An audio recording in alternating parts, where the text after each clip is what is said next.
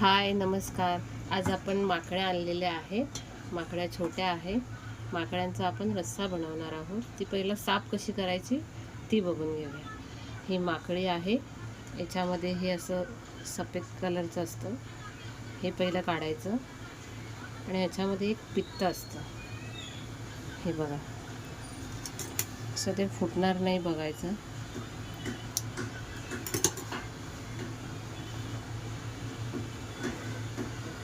हे पित्त असतं. हे असं अलगद खेचायचं. जर ते फुटलं ना तर पूर्ण हात काळे होतात. बाकी हे असं सगळं साफ करून घ्यायचं. आतमधली घाण वगैरे सर्व काढायची. हे बघा, माकडी साफ करून झाले. त्याला कापून पण घेतलेलं आहे. अशा प्रकारे सर्व कापून घ्यायचे असतात. छोटे छोटे मोठे होते ते कापले आम्ही. आणि त्यासाठी वाटण्याचं साहित्य लागतं ते भाजून ठेवलेलं आहे.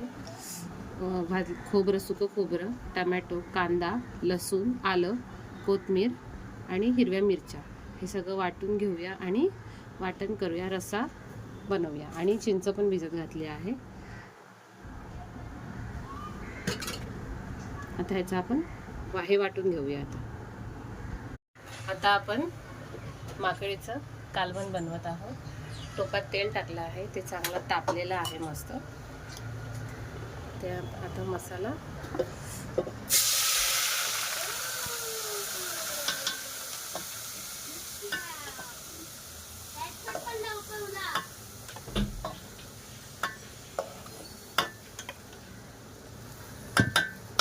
टाकला आहे. आता आपण त्याच्यामध्ये आपले मसाले घालूया. हळद टाकली, लाल तिखट घरगुती आहे आमचं.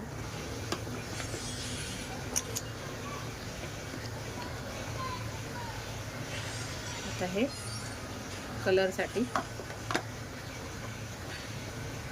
धना जिरा पावडर